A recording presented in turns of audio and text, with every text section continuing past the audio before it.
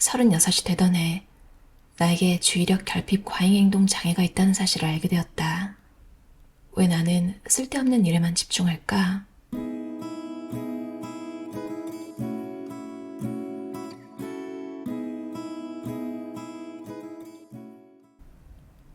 나는 ADHD가 있는 사람도 관심 있는 일에는 전혀 문제없이 집중한다는 사실을 알았다.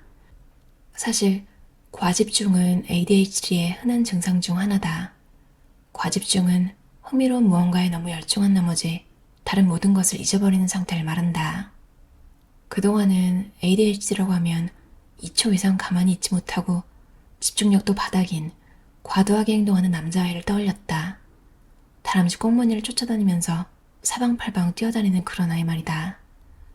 그런 버전의 ADHD는 나와 거리가 멀어 보였기에 나는 해당 사항이 없다고 생각했다. 하지만 ADHD에 관한 내용을 읽어갈수록 내 모습이 겹쳐 보이기 시작했다. 나의 별난 성격이라고 여겼던 많은 부분이 ADHD 환자들이 보이는 매우 흔한 특징이었다. 그 특징은 다음과 같다. 항상 동기부여가 힘들다. 새로 취미를 시작했다가도 금방 흥미를 잃는다. 아무리 노력해도 늘 모든 일에 늦는다. 새롭고 흥미로운 것들에 쉽게 정신이 팔린다. 사소하지만 중요한 세부사항을 자주 잊는다. 거절에 유난히 민감하게 반응한다. 지루함은 참을 수 없이 견디기 힘들다. 감정 기복이 심하고 통제하기 어렵다. 즉각적 보상이 없거나 재미없는 일은 미룬다. 늘 즉각적으로 반응해 공경에 빠진 이유, 더 열심히 노력하는 것만으로는 효과가 없었던 이유를 이해할 수 있었다. 사실 ADHD가 있는 사람들은 주의력이 부족한 것이 아니다. 오히려 그 반대로 주의력이 넘쳐난다.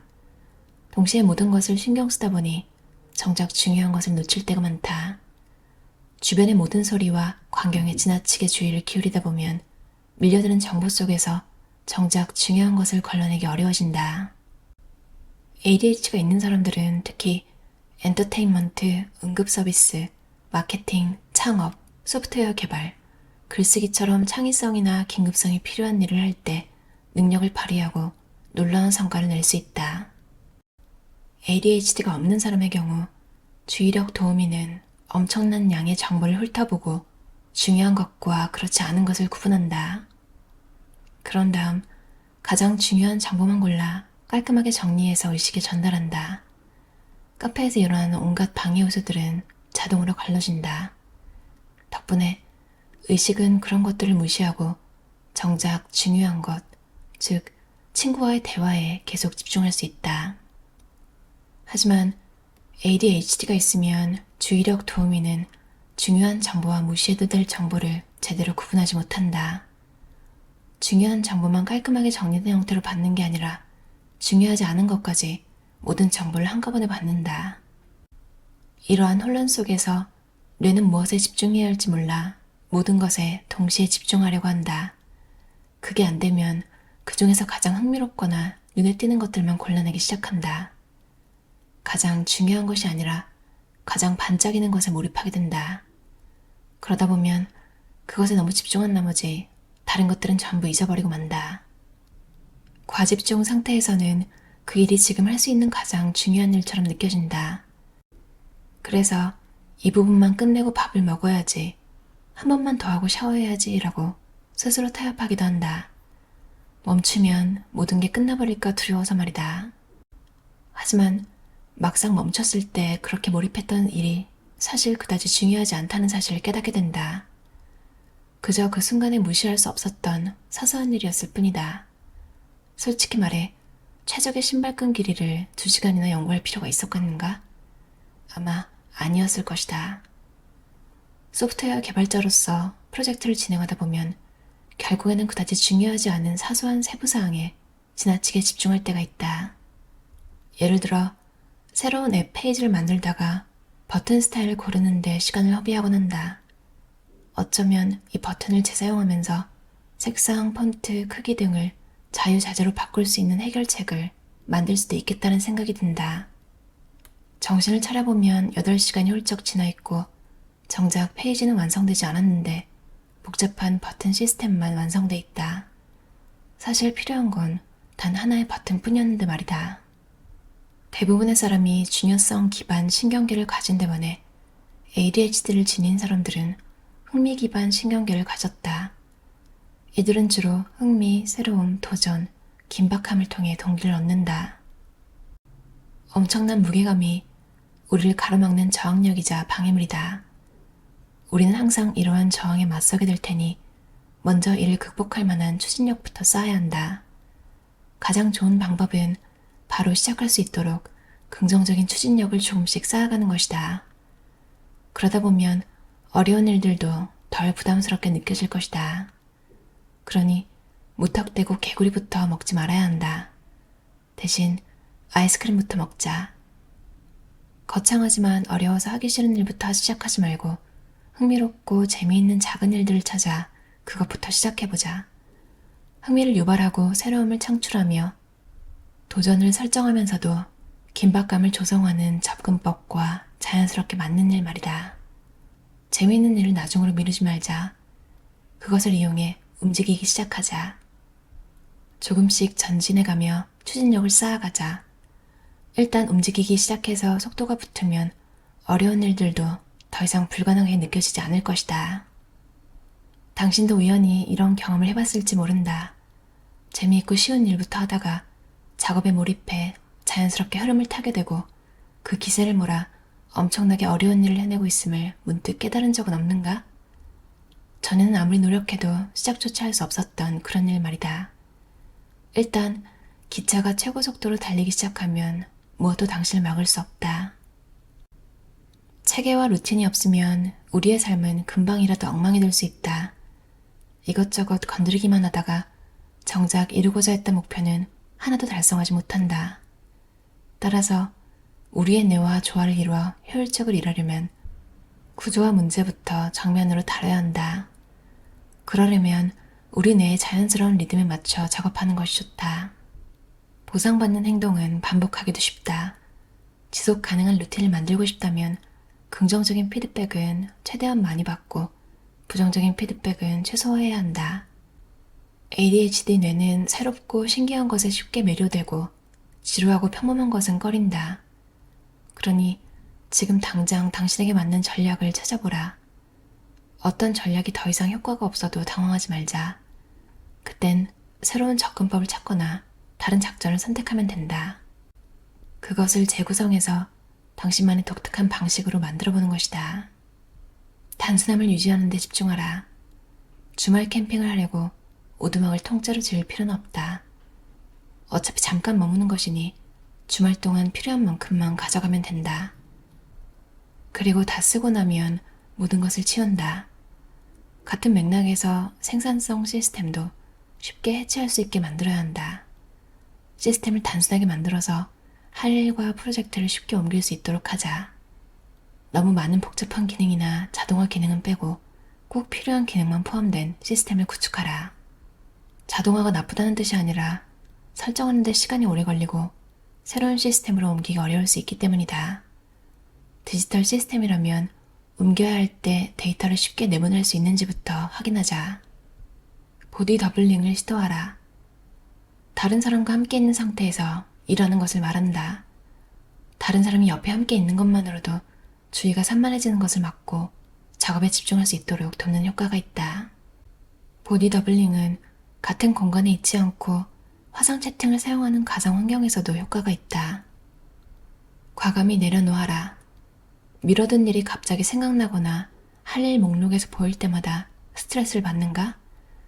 이런 스트레스는 몇 주, 몇 달, 때로는 몇 년 동안 이어질 수 있다. 그래서 주기적으로 이런 일들을 재평가하고 더 이상 필요하지 않다면 과감히 버리는 것이 좋다. 레코드를 굳이 추억 순서대로 재정리할 필요가 없는 것처럼 말이다. 미뤄둔 일 중에는 실제로는 마감일도 없는데 혼자 괴로워하는 것이 많을 수도 있다. 한 가지 방법은 그 일을 종이에 적어 접은 다음 언젠가 아마도라고 적힌 병에 넣어두는 것이다. 이렇게 하면 잊어버릴까 걱정하지 않으면서도 그 일을 잠시 내려놓을 수 있다. 어쨌거나 그 일은 병 안에 있으니까 말이다. 때로는 그 일을 종이에 적어 쓰레기통에 버려도 된다. 모든 일을 한꺼번에 할 순 없다. 한때 중요하다고 생각했던 일이 더 이상 우선순위가 아니라고 결정해도 괜찮다. 오래 묵혀둔 일들을 다시 살펴보고 여전히 중요한지 평가해보자. 더 이상 내 삶의 우선순위와 맞지 않는다면 두려워하지 말고 과감히 놓아주자. 제시 제이 앤더슨 저자의 왜 나는 쓸데없는 일에만 집중할까? 라는 책이었어요. 너무 공감이 가요. 그러니까 저도 ADHD 테스트를 한국 갔을 때 받았는데 ADHD라고는 안 나오고 그러니까 의사 선생님이 그러더라고요. 근데 그런 경향은 있다. 아예 없진 않다는 거죠. 많은 게 공감이 가는데 왜 검사 받았냐면 호주에서 알게 된 친구들이 그러니까 그 친구들 다 ADHD가 있거든요. 어떤 친구는 이제 오티즘이라고 자폐 판단도 받은 친구들이 있고 또 업계가 이렇다 보니까 그 IT 하는 사람들 중에는 많은 것 같아요. 너무 오히려 더 많은 그러니까 아닌 신경 전형인보다 더 많은 것 같아요. 그래서 그게 되게 이상하다는 생각이 안 들었고 어, 아니라고는 판단을 받았다고 친구들한테 말하니까 아니라고 너 다시 받아보라고 검사 그런 소리도 들었는데 너무 많이 공감이 가요. 근데 되게 죄책감을 많이 가졌었거든요. 얘도 진짜 옛날 드라마인데 일본 드라마인데 스트로베리 쇼트케이크였나? 뭐였지? 아무튼 그 후카다 쿄코가 주인공이었는데 그 여자 주인공이 이렇게 말한단 말이에요. 그러니까 너는 사실 정확하진 않아요. 근데 너는 딸기부터 먹는 사람이 아니면 이제 제일 중요한 부분이 아닌 그러니까 뭐 케이크 시트 같은 거겠죠. 그런 거부터 먹고 마지막에 아꼈다가 딸기를 먹는 타입이냐고. 그 두 가지 스타일이 되게 다르잖아요. 근데 되게 보통 이제 지루하고 묵묵하게 좀 번거롭고 싫은 일을 먼저 해야 하는 게 더 높게 평가되는 경우가 많잖아요. 그러니까 굳은 일을 하고 나면 이제 보상이 온다. 뭐 이런 것처럼. 근데 이 저자가 아니다 그냥 즐거운 것부터 먼저 해라. 그 추진력을 받아가지고 남은 일까지 처리해라. 이게 되게 좋았어요. 그냥 일단 맛있는 것부터 먹고 그 추진력을 받아가지고 별 관심 없는 일도 해버리는 거죠.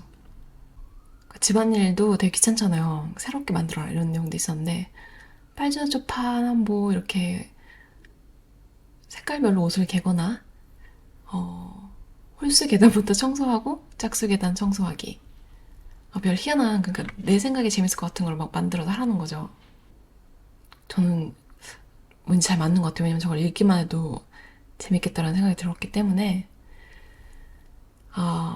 그리고 너무 안 되면 그냥 꽉 막히면 그냥 아예 모드를 전환하라고 해요. 산책을 가던가 뭘 갑자기 악기를 연주하던지. 근데 이거는 좀 많이 들으셨죠? 이거는 딱히 ADHD가 아니라도 뭔가 막혔을 때는 오히려 너무 붙드는 것보다 한번 밖에 나갔다 오거나 아니면 자고 일어나서 다시 생각했을 때 해결책이 갑자기 막 보이기도 하고 그렇잖아요. 그래서 이건 뭐 딱히 ADHD만을 위한 솔루션은 아니지만 누구에게나 도움이 되는 것 같아요.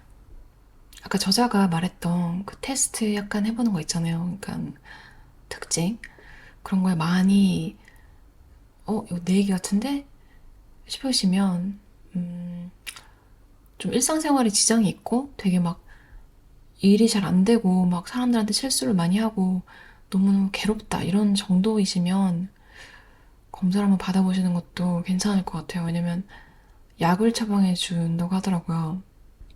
그런 게 도움이 될 수도 있고 일단 뭐 일상생활이 거의 되게 힘들 수준이면 뭐라도 해보는 게 낫지 않겠어요? 근데 뭐 적당한 수준이면 책에서 이제 좀 제안하는 것들을 여러모로 시도해보고 생산성을 좀 높이는 것도 도움이 될 것 같아요. 다들 들어주셔서 감사합니다. 편안한 저녁 시간 보내세요.